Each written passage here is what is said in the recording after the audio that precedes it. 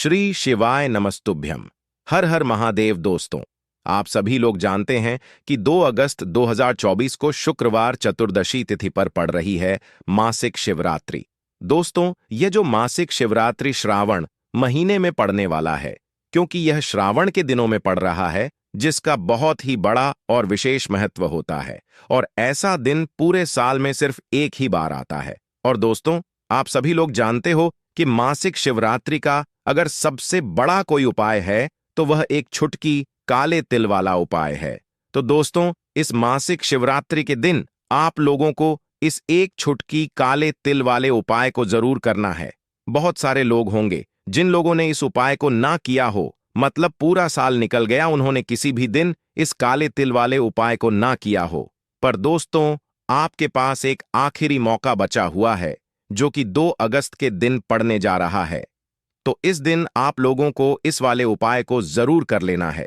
भले ही आपने पूरे महीने भर इस उपाय को ना किया हो, पर अगर आपने इस श्रावण महीने में पड़ने वाली मासिक शिवरात्रि शुक्रवार के दिन अगर इस वाले उपाय को कर लिया, तो आपको इस उपाय को करने का वह फल मिलेगा जिसकी आपने कभी कल्पना भी नहीं करी होगी। इसीलिए आप लोग इस वाले उपाय को एक बार जरूर कर लेना, ताकि आप लोगों के हाथ से यह मौका न जा सके और आपको इस उपाय को करने का फल मिल सके। दोस्तों, यह उपाय पंडित जी ने अपनी अभी की ही श्री शिव महापुराण की कथा में बताया है, जिस उपाय को आज हम आपको बहुत अच्छे से समझाने वाले हैं।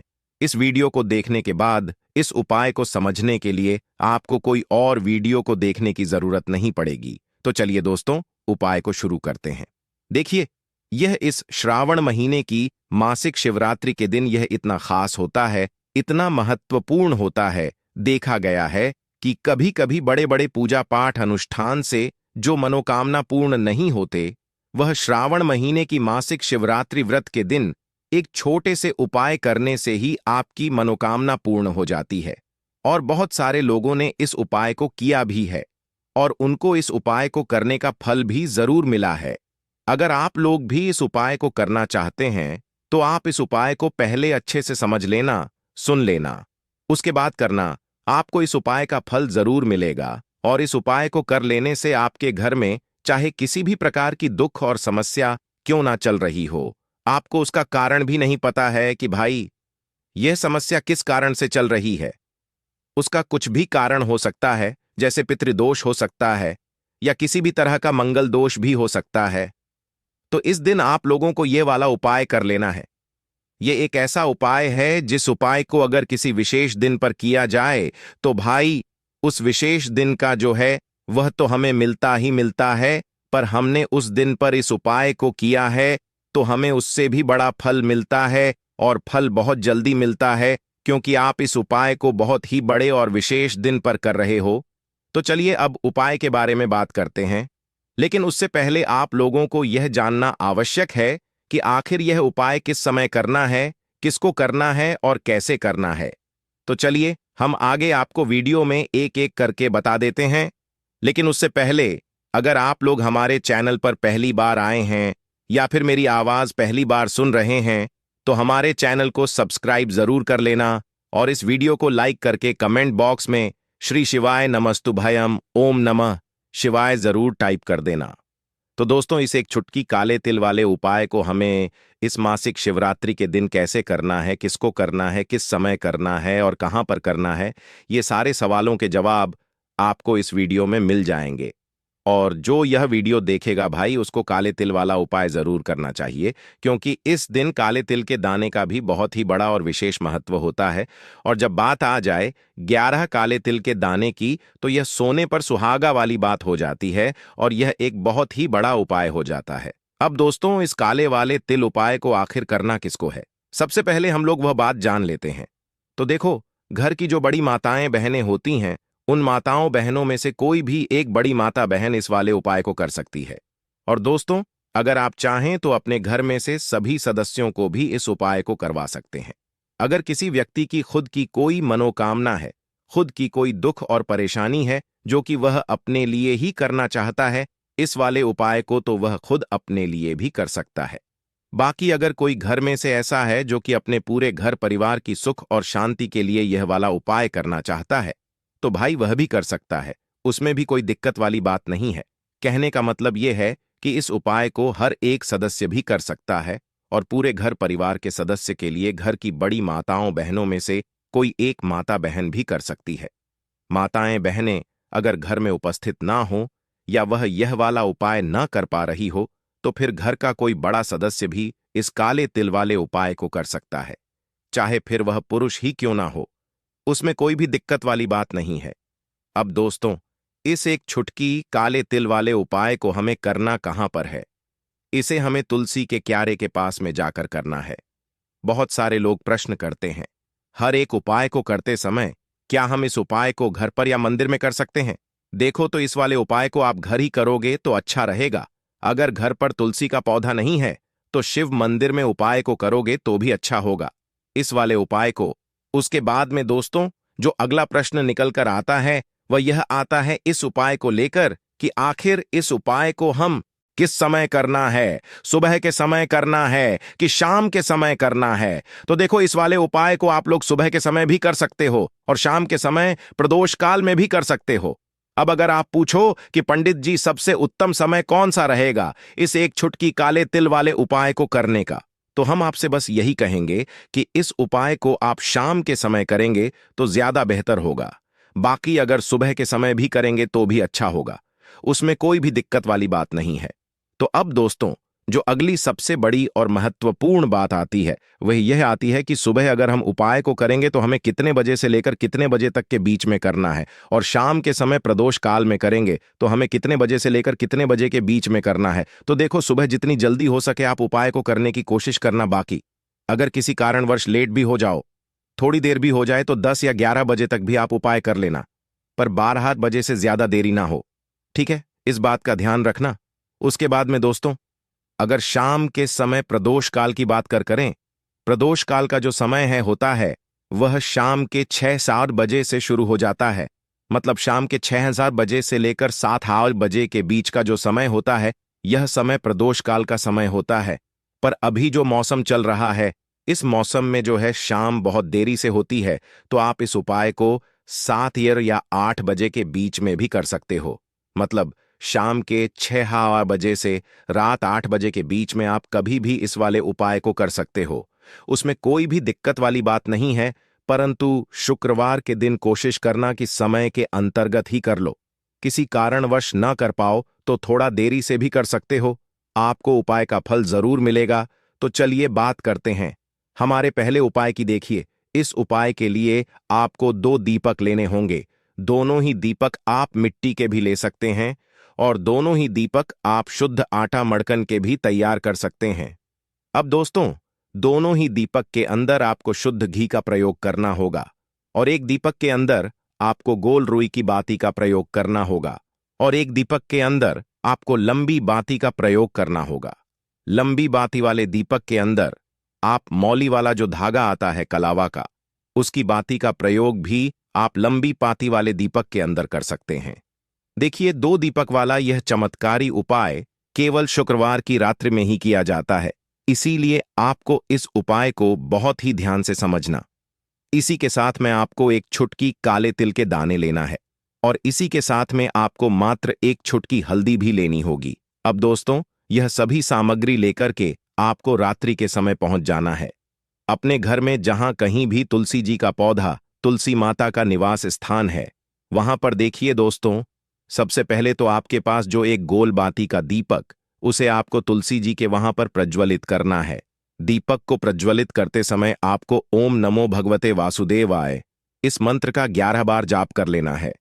अब देखिए दोस्तों, आप जो एक छुटकी काले तिल के दाने लेकर के आए हैं, उन्हें आपको अपने सीधे हाथ में रखना है और जो आपने गोल बाती वाला दीपक प्रज्वलित किया है माता तुलसी जी के वहां पर, उसके ऊपर से आपको इन एक छुटकी काले तिल को गड्डी की दिशा में घुमाना है। आपको अपना नाम और अपनी गोत्र को बोल देना है और फिर आपको इन काले तिल को उससे जलते हुए दीपक के अंदर डाल देने हैं। देखिए, काले तिल भगवान विष्णु के पसीने से उत्पन्न हुए हैं और जब भी हम यह दीपक की रात्रि में प्रज्वलित करते हैं तो इससे हमें हमारे कर्ज में राहत मिलती है, हमारे जीवन में धन प्राप्ति के नए नए मार्ग खुलते हैं। हमारा अगर कोई भी कार्य रुका हुआ है तो वह भी परिपूर्ण होता है। देखिए, गोल बाती का जो दीपक है, विशेषकर हम माता तुलसी के वहां पर भगवान विष्णु और माता लक्ष्मी के निमित्त प्रज्वलित कर रहे हैं। इस प्रकार से आपको यह दीपक प्रज्वलित कर देना है। अब जो आपके पास लंबी बाती का दीपक है, एक छुटकी हल्दी है, तो इससे आपको लेकर के पहुंचना है अपने घर के मंदिर में। आपके घर के मंदिर में माता लक्ष्मी की जो भी प्रतिमा ही मूर्ति है, उनके सामने सबसे पहले तो आपको यह लंबी बाती का दीपक रखना है। फिर आपको दीपक को प्रज्वलित कर देना है। दीपक को प्रज्वलित करते समय आपको ओम महालक्ष्मी नमः इस मंत्र का जाप करते रहना है। अब दोस्तों, आपके पास जो एक छुटकी हल्दी है, उसे आपको अपने सीधे हाथ में रखना है और इस एक छुटकी हल्दी को आपको उस दीपक के ऊपर से 11 बार घड्डर महालक्ष्मी नमः मंत्र का जाप करते रहना है और इस एक छुटकी हल्दी को आपको उसे दीपक के अंदर डाल देना है। देखिए, एक छुटकी हल्दी वाला जो दीपक है आपके जीवन से दुर्भाग्य को समाप्त करता है। माता लक्ष्मी की आपको कृपा प्राप्त करवाएगा। धन प्राप्ति के आपके जीवन में नए नए मार्ग बनाएगा। देखो, अगला उपाय है, वह भी बहुत ज्यादा खास है। तीनों उपाय को आप जरूर सुनना, क्योंकि जो आपको अच्छा लगे वह उपाय आप कर सकते हैं। देखिए, इस उपाय के लिए आपको 2 हरी इलायची लेनी होगी। हरी इलायची आपको साबुत लेनी है, खंडित नहीं होनी चाहिए। और इसी के साथ में आपको मात्र थोड़ा शहद लेना है। शहद आपको मात्र आधा चम्मच या फिर उससे भी कम ले लेना है। और इसी के साथ में आपको एक दीपक ले लेना है। दीपक आप चाहे तो मिट्टी का भी ले सकते हैं और आप चाहे तो शुद्ध आटा मढ़कर उसका दीपक भी आप तैयार कर सकते हैं। इस दीपक के अंदर आपको मौली का जो धागा आता है, कलावा का, उसकी बाती का प्रयोग करना होगा। यानी कि इस दीपक के अंदर आपको लाल रंग की बाती का प्रयोग करना होगा और इस दीपक के अंदर आपको शुद्ध घी का प्रयोग करना होगा। अब यह सारी सामग्री लेकर के आपको अपने घर में जो भी मंदिर है वहां पर पहुंच जाना है और आपको माता लक्ष्मी के किसी भी स्वरूप के सामने बैठ जाना है। अगर माता लक्ष्मी की फोटो है, माता लक्ष्मी की प्रतिमा है, तो उनके सामने आपको बैठ जाना है। अगर माता पार्वती की प्रतिमा है तो उनके सामने आपको बैठ जाना है। यानी कि किसी भी माता के स्वरूप के सामने आपको बैठ जाना है। अब देखिए, सबसे पहले तो आपको माता रानी के सामने थोड़ी सी चावल की ढेरी बना देनी है। यानी कि थोड़ी सी अक्षत के दाने आपको माता रानी के सामने रखना है। उसके बाद आप जो एक दीपक लेकर के गए हैं, उस दीपक को आपको उन्हीं चावल के दानों के ऊपर रख देना है और फिर इस दीपक को आपको माता रानी के सामने प्रज्वलित कर देना है। देखें, इस दीपक को प्रज्वलित करते समय आपको ओम महालक्ष्मी नमः इस मंत्र का लगातार जाप करते रहना है। दीपक को प्रज्वलित करने के बाद आप जो 2 हरी इलायची लेकर के गए हैं, उसमें में से एक हरी इलायची को तो आपको उसी दीपक के अंदर डाल देनी है और वहीं पर आपको कम से कम 21 बार ओम महालक्ष्मी नमः इस मंत्र का जाप कर लेना है। अब आपके पास जो शहद है और एक हरी इलायची है, उसे सीधे आपको लेकर के पहुंच जाना है। भगवान शिव के मंदिर में पूज्य गुरु जी ने बताया है कि यह उपाय आपको सिर्फ और सिर्फ शाम के समय ही करना होगा। शाम को जब भी सूर्यास्त का समय होता है तो उस समय आपको यह उपाय करना है। लेकिन सबसे पहले तो आपके पास जो एक हरी इलायची है, उसे आपको उस शहद के अंदर अच्छे से डुबो देना है। यानी कि शहद का लेपन उसे हरी इलायची के ऊपर चारों तरफ आपको कर देना है। अब यह जो शहद से युक्त हरी इलायची है, इससे आपको भगवान शिव के शिवलिंग पर अर्पित कर देनी है और आपको वो श्री शिवाय नमस्तुभयम इस मंत्र का लगातार जाप करते रहना है। फिर इसके बाद आपको एक लोटा जल भी अपने साथ लेकर के जाना। तो यह एक लोटा जल भी आपको धीरे धीरे शिवलिंग पर समर्पित कर देना है और आपको श्री शिवाय नमस्तुभ्यं इस मंत्र का जाप करते रहना है। फिर इसके बाद आपको अपने घर आ जाना है। इस प्रकार से आपको यह उपाय कर लेना है। तो चलिए दोस्तों, जान लेते हैं गुरु जी द्वारा बताए गए दूसरे उपाय के बारे में। देखिए, इस उपाय के लिए आपको लेना है 11 चावल के दाने। गुरु जी ने कहा है, चावल के दाने खंडित नहीं लेने हैं, बिल्कुल साबुत होने चाहिए। उसके साथ में आपको लेना है एक बेलपत्र। बेलपत्र का भी एक नियम है, अगर आपके पास बेलपत्र नहीं है तो आप शिवलिंग से उठाकर उसको पुनः शुद्ध जल से धोकर इस्तेमाल कर सकते हैं। इस प्रकार आपको बेलपत्र लेना है। इसके बाद आपको एक लोटा जल लेना है। अब यह सब सामग्री लेकर आपको जाना है। महादेव के मंदिर में देखो, अब आपको उत्तर साइड में खड़े हो जाना है और सबसे पहले आपको एक बेलपत्र अपने हाथ पर और 11 चावल दाने रखकर शिवलिंग के ऊपर अपना नाम और गोत्र बोलते हुए समर्पित कर देना है और ओम नमः शिवाय श्री शिवाय नमस्तुभ्यम का लगातार जाप करना है। अब आपको जो एक लोटा जल साथ में लेकर आए थे उसे धीरे धीरे बेलपत्र और चावल दाने के ठीक ऊपर आपको समर्पित करते जाना है और शिव पुराण के मूल मंत्र श्री शिवाय नमस्तुभ्यम का 11 बार जाप करना है और अपनी मनोकामना बोलते जाना है। देखो, बस छोटा सा उपाय करना है, देखना एक दिन आपके सब काम बनने लग जाएंगे। गुरु जी का बहुत ही विशेष उपाय है। चलते हैं तीसरे उपाय की तरफ। देखिए, इस उपाय के लिए आपको एक तांबे के पात्र के अंदर सबसे पहले अपने घर से शुद्ध जल लेना है। फिर इसी के साथ में आपको मात्र थोड़ा सा शहद लेना होगा। शहद आपको आधा चम्मच या फिर उससे भी कम लेना है और इसी के साथ में आपको एक प्यारी सी बेलपत्र ले लेनी है। बेलपत्र यदि आपको नहीं मिल पाती है तो भगवान शिव के शिवलिंग पर चढ़ी हुई बेलपत्रों को आप पूर्ण शुद्ध जल से धो करके उपयोग कर सकते हैं और बेलपत्र जो है वह कहीं से भी कटी फटी खंडित नहीं होनी चाहिए। अब यह तीनों सामग्री लेकर के सीधे आपको पहुंच जाना होगा भगवान शिव के मंदिर में। यह उपाय सुबह से लेकर के शाम तक किसी भी समय कर सकते हैं। देखिए, सबसे पहले तो आपके पास जो शहद है उससे आपको अपने सीधे हाथ की छींटी उंगली के जो पास वाली उंगली होती है, अनामिका उंगली, उसमें थोड़ा सा शहद आपको लेना है और इससे फिर आपको शिवलिंग पर जहां माता सुंदरी का स्थान होता है वहां पर आपको ओम का निर्माण करना है। लेकिन जलाधारी के बिल्कुल बीच में जो स्थान होता है उससे माता अशोक सुंदरी का स्थान कहते हैं और इसी स्थान पर आपको शहद से ओम का निर्माण करना है। अब दोस्तों, आपके पास जो एक बेलपत्र है उससे आपको अपने सीधे हाथ की हथेली पर रखना है और महादेव से आपको अपनी वह विशेष मनोकामना, आपके जीवन में जो भी संकट चल रहे हैं, जो भी समस्याएं चल रही हैं, जो भी जीवन में दुर्भाग्य बना हुआ है, आप अपने किसी भी कार्य में सफल नहीं हो पा रहे हैं, तो जिस भी प्रकार की आपकी समस्या है उसे दूर करने के लिए आपको महादेव से प्रार्थना कर लेनी है। और फिर यह जो एक बेलपत्र है इससे आपको शिवलिंग पर माता अशोक सुंदरी वाले स्थान पर समर्पित कर देनी है। देखिए, जहां पर आपने ओम का निर्माण किया है उसी के ऊपर आपको यह बेलपत्र भी समर्पित कर देनी है। देखिए, बेलपत्र की चिकनी साइड का हिस्सा शिवलिंग से स्पर्श होगा और इसकी जो डंडी है वह आपको जलाधारी की ओर रखनी है। पत्ती वाला भाग शिवलिंग की तरफ रहेगा। इसी प्रकार से आपको यह बेलपत्र समर्पित कर देनी है।